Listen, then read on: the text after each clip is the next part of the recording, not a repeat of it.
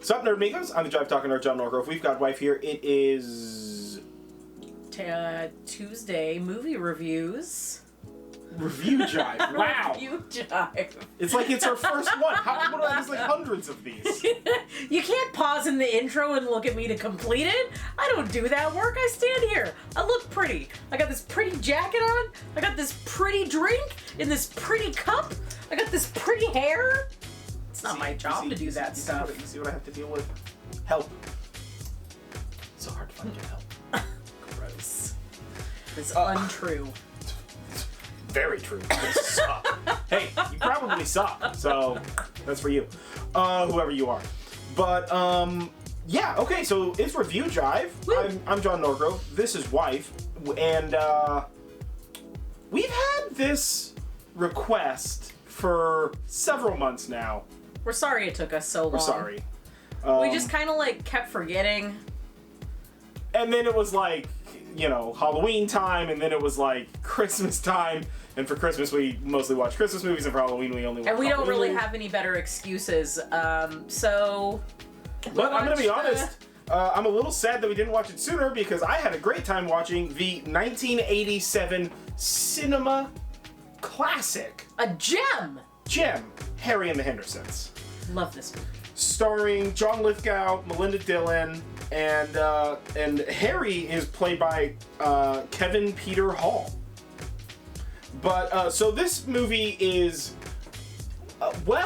it's basically what if John Lithgow accidentally ran his station wagon into Bigfoot, and then decided to take him home to suburbia. and then decided to take him home. So let's get into plot here. So John Lithgow and his family are out trying to camp. His family is awful, and so they decide to go home. And in the process of doing so, he hits Big Feet. With his car. With his station On wagon. accident. Yeah. Big Feet just jumps out into the road, and Lithgow just plows into him. And then he's like, he's dead. And then he's not dead. And then Lithgow's like, okay, he's just injured. I'll just put it out of its misery. Because he doesn't know what it is. They vaguely think it might be a bear or something. So he gets his rifle to go put it out of his misery. But then he sees that it has human eyes. Fucking nightmarish human eyes. There are a few things in this movie where when it happens and you're like, if you're paying attention and watching it, you're like, oh, what the fuck? No. It's like vaguely nightmarish, but only in the way that a comedy that's not at all trying to be scary can come off as such. So whatever. It's got creepy human eyes, black eyes like a doll's eyes, and he the decides, whole movie he was saying that. the whole movie, I could not say that. I'm sorry. So he decides that the better option is, because it's Big Feet's and he can like sell it or whatever the heck, is to throw it on the roof of his station wagon, drive home. So he throws it on the roof of the station wagon, drives home with it, throws it in the garage. An undetermined distance. Yeah, whatever. These guys either live right against the woods or 8 trillion miles away. It doesn't matter. If this is a 1987 comedy family movie, there's not science in it, obviously. So, come to find out that Big Feet was not at all dead, and it wakes up, and it terrorizes the house, and there's a lot of back and forth, and a lady comes over, and she's got the cats, or she's got the dog, whatever, it doesn't matter. So, they end up realizing that the Bigfoot is intelligent, like a man is intelligent, so they decide instead, we're just going to release it back into the woods. So his wife goes to do whatever the heck it is that she had to do the next day, and when she returns home, John Lithgow's teaching its tricks. And so he teaches it how to sit, which it assumes that command is to leap as high into the air as it can, and then just like ass slam like a WWE move on the stool and the chair and the couch. And so that doesn't work out. So and then it breaks several pieces of so many things, right? This thing just ruins their fucking house. So then they are like, all right, we got to do something. And he's like, we can train it. And his wife is like, you should probably put it back out into the wild. This thing seems real dangerous. It's breaking our fucking house up. And we can't keep this thing a secret, whatever. So he finally, like, against his son's desires, because his son is becoming best friends with the thing, obviously. Every like child boy would become best friends with the Sasquatch, given the option, right? Yeah. With the Sasquatch. But so he releases it out into the wild, and then he goes home, and then a series of unfortunate news events later, he is on the news being like, you're a liar! He didn't jump out and attack you. You just saw it and it scared you and you crashed your shitty little bike and you're a liar. And the bike guy's just like, I am a liar. Oh, no. Ah. And of course the news is like, that seems like you knew a lot about what was happening. Who the fuck are you? And he gets 99% of his name out, which does not help because there's bad guys after it. Well, there's one bad guy and it's comedic. So then he goes to the Sasquatch, like, they like sell shit and there's like a research facility or whatever there in the woods. Again, everything's some random amount of time away, and he leaves a note for the owner of this place. Owner of this place contacts him.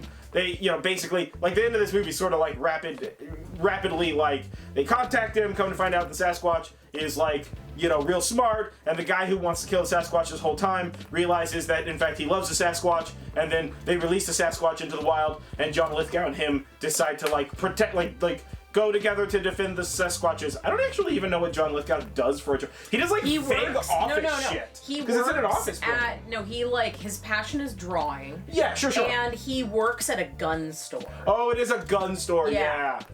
Oh yeah, because he makes a bunch of jokes at the gun desk. Yeah. And I always remember the his buddies being like, could you imagine a Sasquatch? What a bunch of dumbasses! And John Lithgow's like slamming this fucking coffee pot around because he's just like, I'm not a fucking idiot. I know the Sasquatch is real. Yeah. And you're just like, wow, that's a glass coffee pot, Doc. You couldn't break that. Yeah. I was waiting for that thing to break forever. So yeah, they set it free, and then like the final scene. Also, I guess spoilers for like a fucking really old movie. Or whatever. Like a 30-year-old movie. But yeah. So the final scene is that the Sasquatches, they're like, go, we're free, we love you, we're letting you free. And so he leaves, and then as he's leaving, like, fucking nightmare amount of Sasquatches come out of the trees and are like, we're all in this just together. No, they don't really come out of the trees. Well, they come out like from behind, just individual trees like they nearby. Were hiding. Yeah, watching is a more accurate term, which is another one of those nightmare things, is when they're like, and it's a beautiful moment, like he's rejoining his people, and I'm like, rejoining his people? They're on the side of the road? It seems a lot like the Sasquatch Nation is getting together to take over mankind, because they're just watching us from the fucking trees. They were ready to roll out and get their boy back. It was real nightmare-y. A couple of other nightmare points just to bring up. One, the Sasquatch laughs like a man, right? It doesn't even, it's like, Sasquatch noises or whatever, right? But then there's like a Animal Planet dog show on, and the dog does something, and it's like, ha ha ha ha ha ha ha, and you're like, no! What the fuck is that, dude? You laugh like a monster. That shit is not okay. If he was growling, I would be less terrified than this man-like laugh coming out of its mouth, right? And then also at the very end, John Lithgow's just like, I love you, and it's like, I also love you. And you're just, and he's like, you can talk? And I'm like, fucking shoot it in the head, it knows too much. You taught it how to use technology, you fucking monster.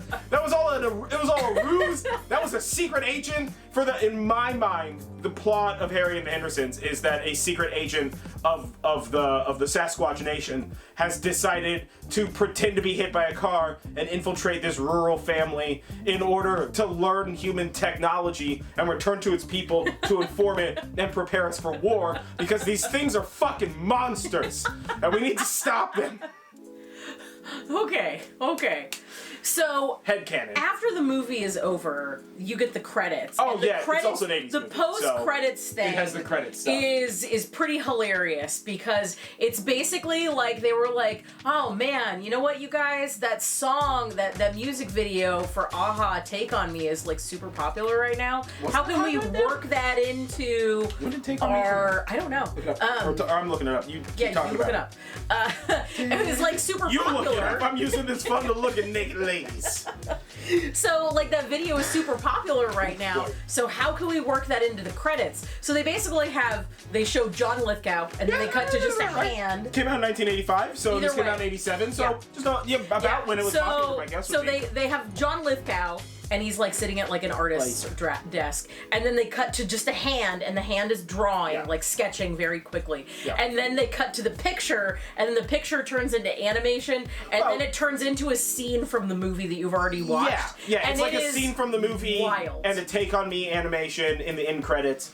Yeah. So best bit. What's your best bit for this movie? Okay, so I have a best bit, and then I have a like most absurd bit. Okay. We'll take that. So not allowed. like the best bit is towards the end, Bigfoot like steals all the roses off of their neighbor's rose bush, and she's all upset, and the big game hunter guy who's hunting Bigfoot is like trying to like sneak up and like snoop at like John Lithgow's house, and the neighbor sees him, and she thinks that this guy like clipped all his roses, and then it cuts and she's like like freaking out on this guy, like hitting him with like her proverbial purse, you know, and it cuts to inside the house where Bigfoot has brought the roses as a bouquet, which is like a character turn for him in the movie. It's a human thing. Yeah, it's because it's a human thing.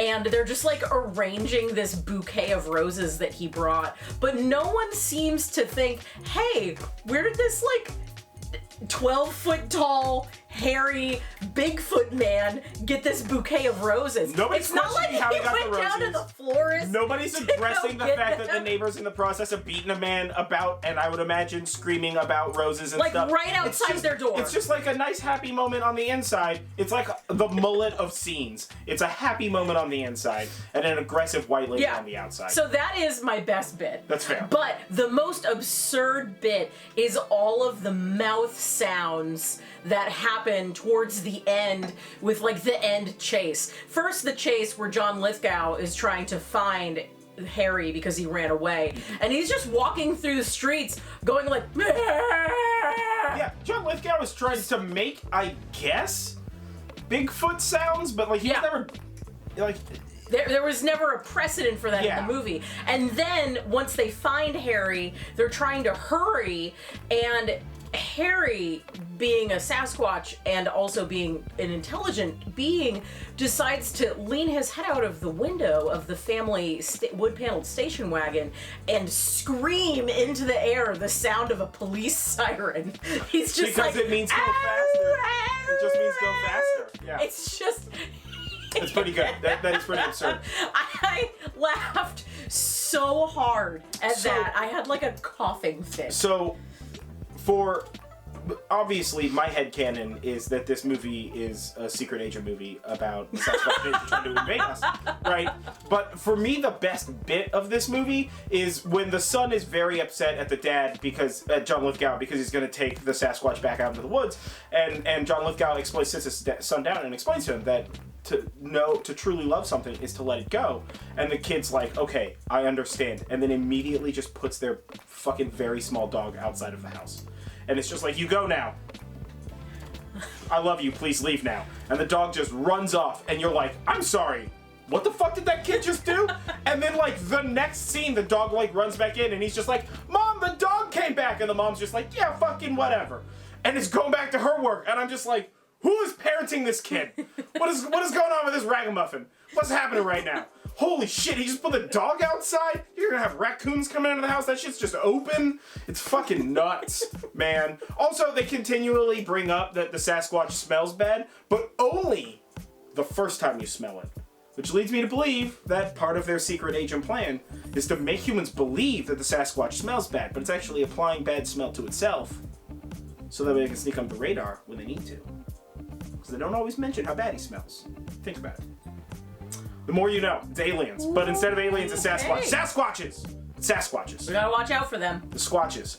But yeah, I fucking love this movie. Also, I love John Lithgow, especially young John Lithgow. He single-handedly holds this movie together. Yeah, and the actor who runs the Bigfoot Sanctuary, who is also the same guy as one of the rich guys from Trading Places. In my headcanon, after Trading Places, and it makes no matter to me when these movies came out chronologically, but after he was rich in Trading Places and he lost everything, he shows up later on in a different Eddie Murphy movie, and I think it's Coming to America. Oh, and he shows Emmett up Walsh in it too. Don Amici is his name. Yeah, Don Amici. Don Amici. So he shows up as like a homeless dude in a different movie. But in my headcanon, Don Amici like sobers up basically and gets off the homeless train and gets like hitchhikes a ride out to like the Great Northwest and then sees a Bigfoot and then is like, that's it. So in my headcanon, he's the same character. He's the same guy. I'll believe it. Yeah. Yeah. 100%. I'll believe it. I accept that. I accept that headcanon as well. Yeah. It's all part of the Sasquatch plan, guys. It is. Keep an eye out for secret Sasquatches in Trading Places. It's just like a dude in a fursuit inside of a regular suit. I mean, there on the is trading a floor, guy just in a like, gorilla suit in Trading Places. Oh, there he is. See? It's foreshadowing, guys. See? I knew it all along, You gotta guys. watch out for the secret Sasquatch resistance. So, we have ranted endlessly about this horrifying secret Wonderful agent family movie. It's fantastic. It's so good to watch it. We had such a great time watching it too. Yeah. But either way, I have been John Norgrove. This has been Wife. This is Review Jive. Don't forget to like this video, comment below, share, subscribe, do all that kind of stuff. Yeah. And support us on Patreon if you're so inclined. Find us on Patreon, support us there. Hit us up on social media, and we will catch you guys on the flip side. So don't trust Sasquatches. Also, they're hiding behind the trees watching you right now. We know we live in the woods. With their tiny human eyes. Black eyes. Like a doll's eyes. Like a doll's